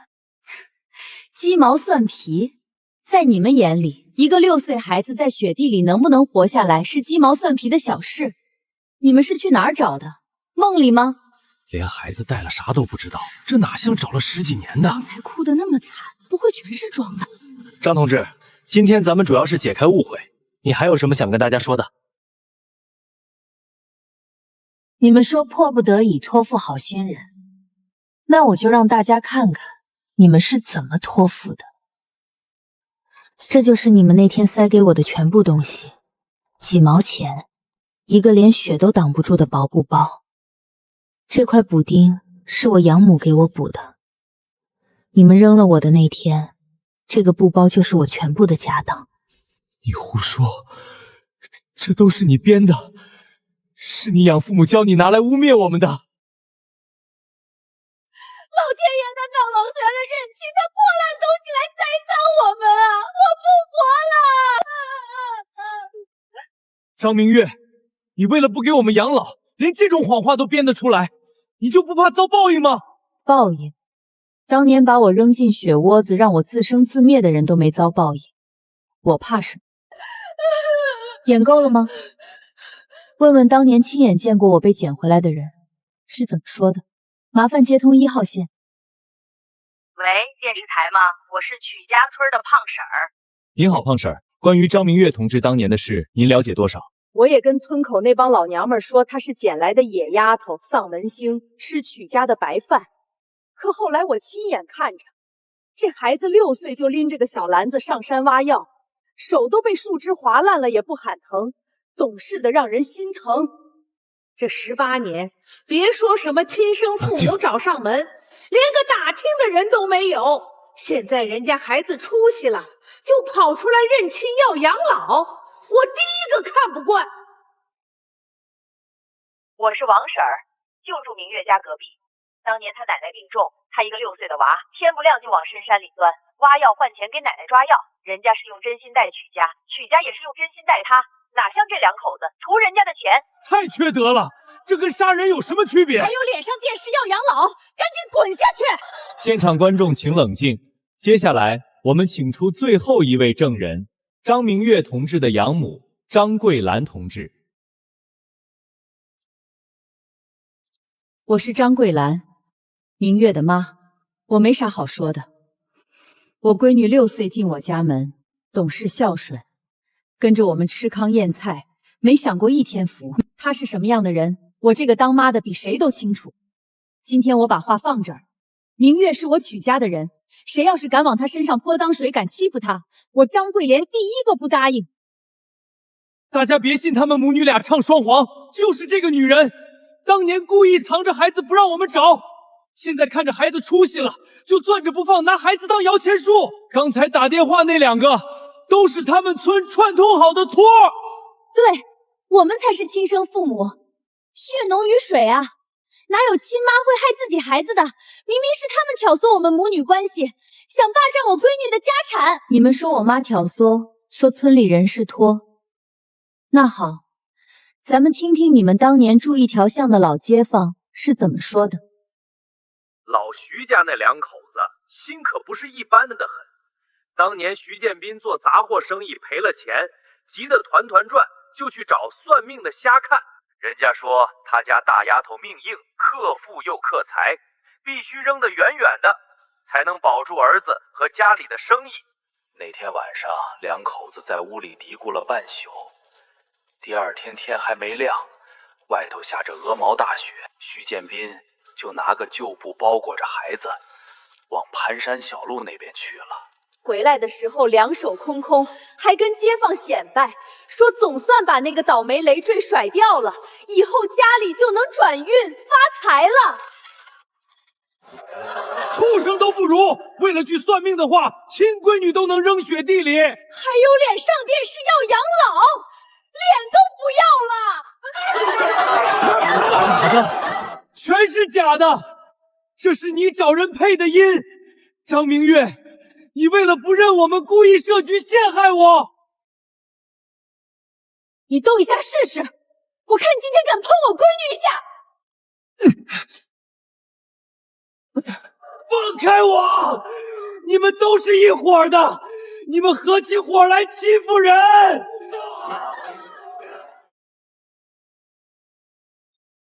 请大家保持冷静。张同志，事到如今真相已经大白，你还有什么想对这2位说的吗？6岁那年，我被扔在盘山雪地里，只剩半条命。那天的大雪里，我的亲生父母就已经死了，是我妈张桂兰上山砍柴，把我从雪窝子里刨出来，抱回了家。曲家给我饭吃，给我衣穿，粮纲见底也没让我饿过肚子，哪怕砸锅卖铁也供我读书识字。村里人骂我说闲话，是2个哥哥挡在我前面，也是我妈站在我身前，替我挡下所有难听话。他们给了我第2条命，教我挺直腰板做人。我这辈子只有一对父母，就是曲家的爸妈。我跟你们只有仇，没有恩。以后桥归桥，路归路，再招惹我家人，我绝不客气。该走的法律程序，该算的账，我1分都不会少。说得好，这种爹妈就不该认。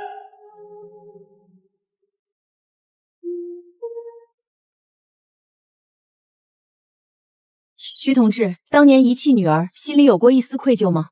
你们今天来节目是不是为了敲诈张明月同志的财产？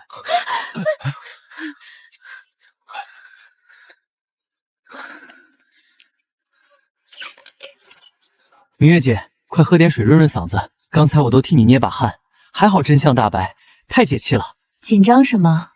不过是2个跳梁小丑，翻不出风浪。我就是怕你心里憋着难受。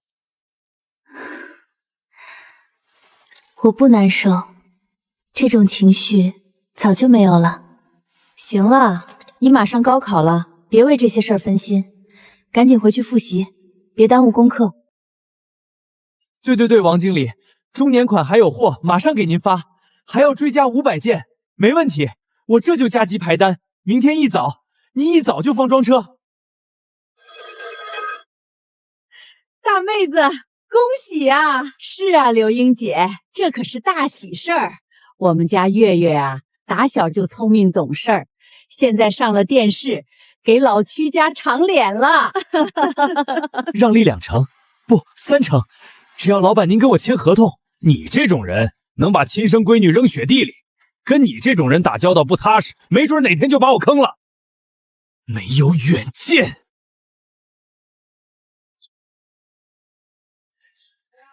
凌晨，报纸上这个老板就是你常说的救命恩人姐姐吧？对，就是她。白手起家开服装厂，人特别正直厉害。你天天把她挂嘴边，还把报道当宝贝，都快成头号粉丝了。明月姐本来就值得学，赶紧复习，马上高考了，不能给她丢脸。这道大题辅助线不能随便画，从切点直接连过去。这道题听懂了吗？听懂了，明月姐讲的比学校老师清楚多了，一下就通了。别贫嘴，专心做题。等你考上好大学，有的是时间学实用的东西。我保证专心，肯定能考上京城的好大学。到时候还得跟明月姐多学做生意的本事。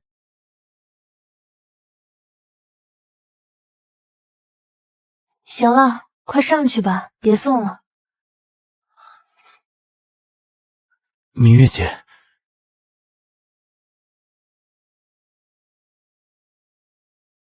等我高考结束拿到录取通知书，我有件事想跟你说。什么事？我想正式进厂里跟着你干，学管理学做服装，帮得上你的忙。好啊，那你先专心考试，考出好成绩，厂子大门随时为你敞开。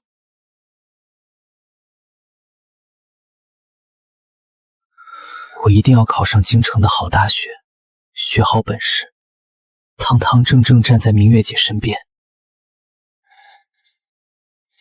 都是这个小贱人害的，要不是她上电视乱说，我们怎么会落到这个地步？我不好过，他也别想安生，只能靠捡破烂和借高利贷的地步。老徐，不能就这么算了。明月姐，你还真给我送汤来了！有你的汤，我明天肯定超常发挥。等考完，咱们去人民饭店庆祝。别想别的，放平心态，正常发挥就行。汤今晚喝了，好好睡一觉。等考完，我带你去吃顿好的庆功。你成绩好，考上北京的大学没问题。到了北京好好学专业，以后不管留在哪儿，都有大好前途。一言为定，我肯定能考上。等我拿录取通知书来找你。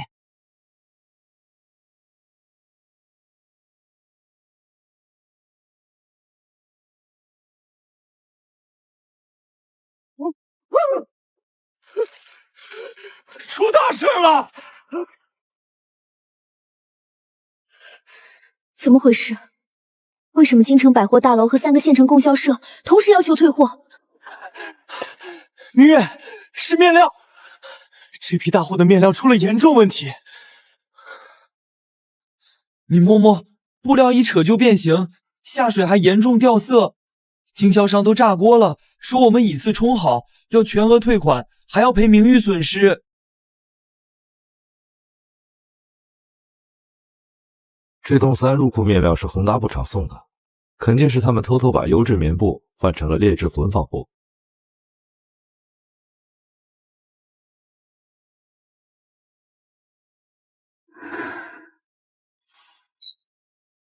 张厂长，你们衣服怎么回事？顾客洗了1次就缩水掉色，供销社的牌子都要被砸了，今天必须给说，不然法庭见。这是服装厂成立以来最大的危机，处理不好会赔到倾家荡产，毁掉品牌信誉。通知所有车间立刻停工。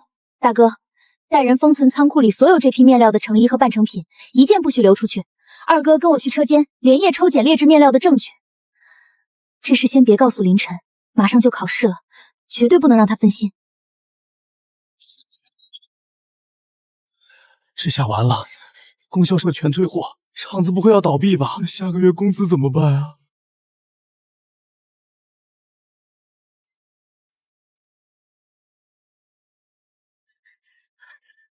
明月姐，出这么大事怎么不告诉我？你怎么过来了？刚考完怎么不好好休息？厂里的事我能处理，你别跟着操心。这根本不是我们订的高密纯棉布。我外公认识纺织实验室的人，我去送验。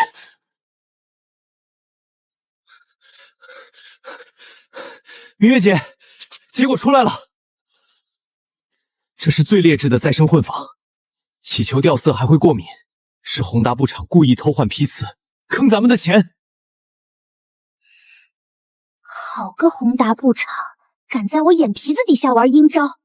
大哥，马上联系律师，带检测报告去宏达布厂堵门，不赔偿全部损失，就法庭上见。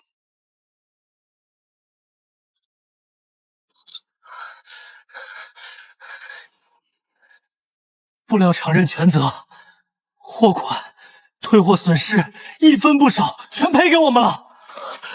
这次的危机解决了。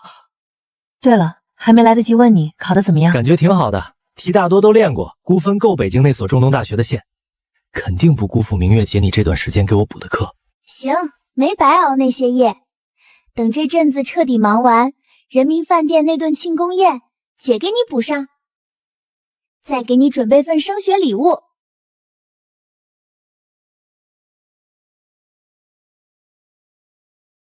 妈，我在京城租了套大房子，离厂子不远，想接你和爸还有奶奶，全家搬来城里定居。瞎造钱呢！城里房子多贵啊！我们在乡下住的好好的，搬去干啥？连个种菜的地方都没有，我不去。就是啊，月月，我们住了一辈子村里，去城里连个认识的人都没有，净给你添乱。你们年轻人好好干就行，家里不用你操心。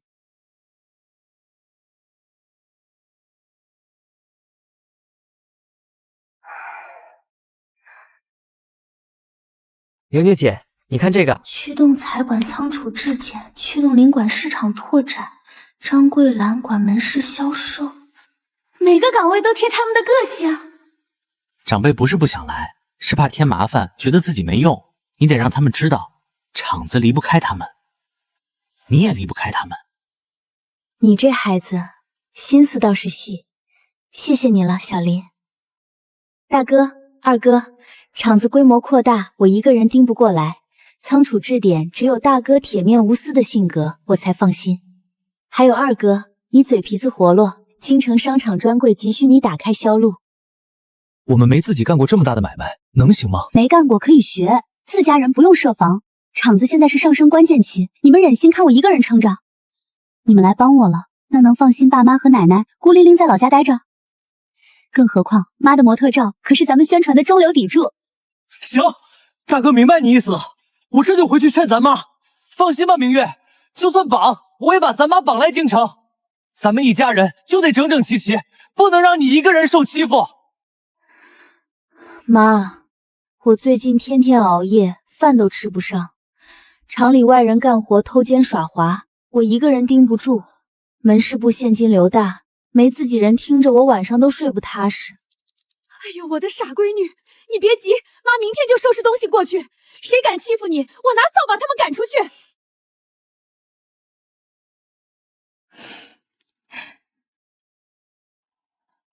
谢了，小林。反正我考完试也没事儿，正好在厂里多学学东西。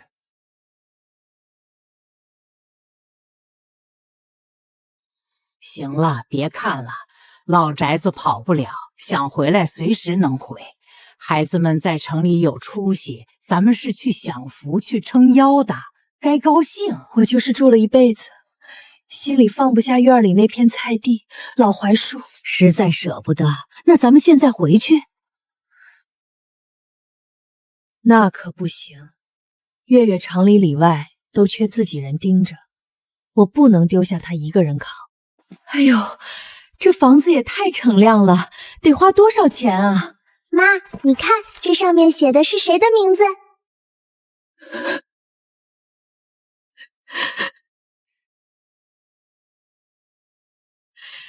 你这死丫头，这么大事儿也不商量，白纸黑字签了名，以后可怎么退？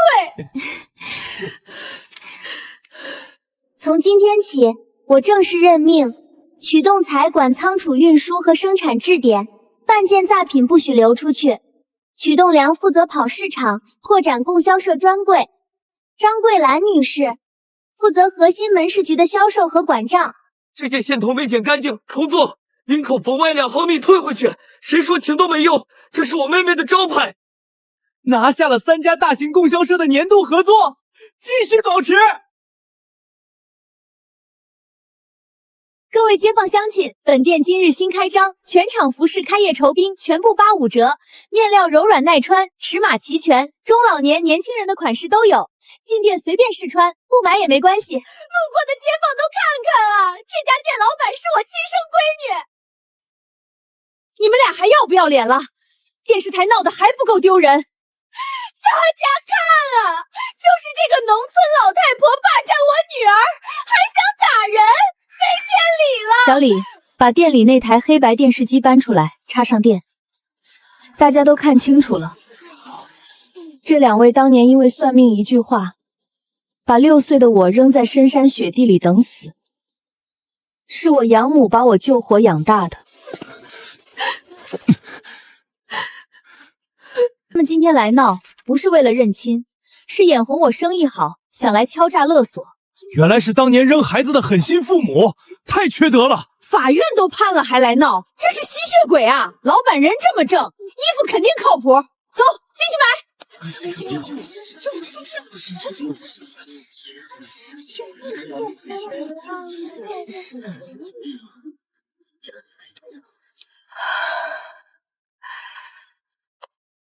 大妹子，这家店老板心黑，亲爸妈在外讨饭，他连口水都不给，穿他的衣服都嫌晦气。2个老不要脸的，昨天没被骂够，今天还来恶心人，赶紧滚！再不滚，我把你们扔垃圾堆里！大马路又不是你家开的，你敢动手我就告你！住手，别跟他们脏了手。叫保卫科来不是吵架，你们堵门造谣，按寻响滋事处理，留了案底，你们在京城连扫大街的活都找不到。警察来了我们也不怕，穷的活不下去找闺女讨饭有什么错？大丫头命硬，克富又克财，必须扔得远远的。再敢闹事，我把录音复制100份，寄去你们老家街道办和派出所，让所有亲戚邻居都知道你们干的事，看你们还能不能抬头做人。到时候赡养费也1分钱收不到。张厂长处理的太干脆了，对付无赖就得狠。跳梁小丑而已，掀不起风浪，别浪费精力，赶紧卸货上新款。那2个不要脸的，居然还敢堵门，阴魂不散，没伤着你吧？奶奶别气，我和小林联手把他们赶跑了，以后不敢再来。这孩子脑子活反应快，今天多亏了他，委屈我闺女了，平白被泼脏水。多吃点，天天熬夜对账都瘦了。妈，我没事，一点都不委屈，一家人平平安安比什么都强。明月姐，今天没影响厂里生意吧？别为不值得的人费神，有事随时喊我。徐建斌他们那一出过去没几天，门市部生意不仅没受影响，反而迎来爆发。老板，给我拿2件电视上播过的中年款外套，我特意坐公交过来的，就冲老板这恩怨分明的人品，衣服质量肯定错不了。对，就支持有良心的老板，我们全家都买。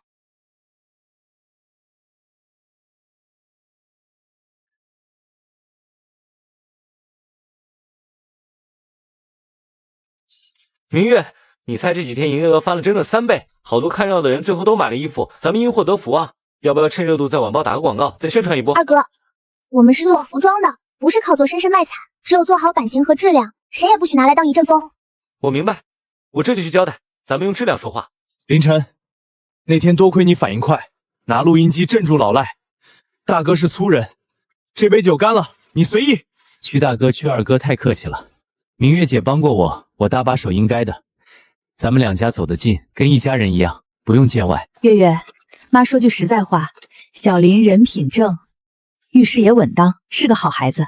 反正他现在等录取结果，要是愿意来厂里帮忙，咱们也多个人手。我也是这么想的，他脑子细，正好能帮着管账目和仓储。等他录取结果出来再说，先让他好好歇着呢。库存原料只够撑半个月。立刻安排采购专员多方对接中小型纺织厂，提前锁价备货，千万不能出现原料断层。新合作渠道一旦违约，所有供销订单全部作废。爆款货堆在最里面，出货绕路耽误时间，样账只记总数，没法核对批次。按销量分 A、B、C 3区，爆款放门口，入货出货分开记账，做交叉核团。大哥，你按这个思路调，效率至少提30%。行，明月姐，曲大哥，我可以帮忙做新报表。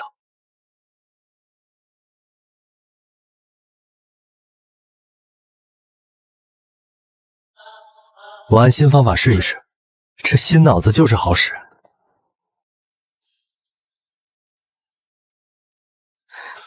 明月姐，别慌，面料断供的事我听说了，我帮你核对厂家联系方式，跑对接都行。天塌下来，我陪你一起顶。行，你先把周边3家纺织厂的产能报价理出来，下午给我。接下来3天，全场连轴转，工厂半停工的状态只持续了4天。新的面料就安排了装车发货，所有订单都能保住，违约金的风险彻底解除。绝了！缩水率比之前还低，明月，这次太值了，工厂彻底起死回生，一笔订单都没耽误。这段时间辛苦你了，没你，厂子恐怕不会这么容易撑过去。还有，恭喜你考上这么好的大学，这是给你的贺礼。明月姐，之前我说考完有话跟你说，现在我拿到录取通知书，也19岁了。我不想只当你的弟弟，我想站在你身边，跟你走以后的路。你愿意给我这个机会吗？林晨，你说的话我考虑清楚了，我愿意尝试。明月姐，你没骗我吧？我答应了，但要约法3章：第一，不能耽误你大学学业；第二，不能影响厂里工作；第三，先低调相处，别声张，做到吗？能，我保证做到。明月姐，我绝不让你失望。妈，各位长辈，趁今天高兴，有件事儿跟大家说，我跟林晨在一起挺久了。是我主动追的明月，我们认真考虑了很久，想踏踏实实走一辈子。我当啥天大的事儿呢？可不是嘛，我俩私底下都聊好几回了，就等着你们俩自己松口呢。我早说这俩孩子性子合得来，今天总算把话说开了。既然大家都知道了，那我们就着手筹备婚礼，就按明月说的，简单热闹就行。一眨眼，当年雪地里冻得像猫崽子的小丫头，明天就要嫁人了。月月啊，这对耳环是你外婆传给我的，当年家里穷，供你上学的时候我当调换钱，等你考上大学攒了点钱，我又给赎回来了。现在妈传给你，往后你跟小陈要和和美美过一辈子，我们一定会好好的。四喜丸子必须热气腾腾上桌，明天必须把排场撑足，不能让他受委屈。谁敢出岔子，我饶不了他。明月，你今天真好看，我都不敢相信，明天你就要成为我妻子了。别贫嘴了，外面的流程核对好了吗？快去忙正事。明月，给奶奶的存款我明天去办手续，大哥他们的入股合同我看过了，没问题，明天签约就行。谢谢你，林晨。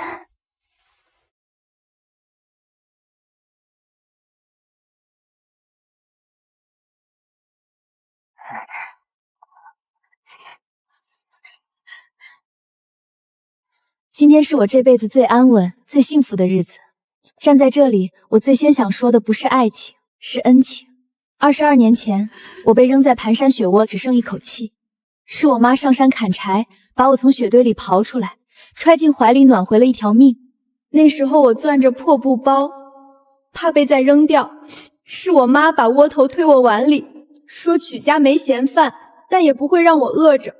我这辈子最幸运的事，不是服装厂做多大，不是赚多少钱，幸运的是6岁那年的大雪里，我妈把我抱回了曲家。没有曲家，就没有今天的张明月。你们给我的不只是一口饭，一个家，是做人的底气，是往前走的退路。奶奶，以后您只管享福，不用再替我们操心。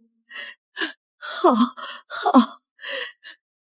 大哥，二哥，以后咱们兄妹仨一起守好场子。妈，以前都是您护着我，以后换我了。您跟我爸好好享清福，天塌下来有我顶着。我的傻闺女。最后，想谢谢你凌晨，谢谢你这一路的并肩木柱，谢谢你愿意走进我们这个家。明月，你放心，以后我跟你一起，咱们一家人永远整整齐齐的。20多年的风霜苦雨，无数次绝境逢生，从雪地里的小小身影，到热热闹闹的一大家人，所有的苦难，终于在这一刻换来了现世安稳，阖家圆满。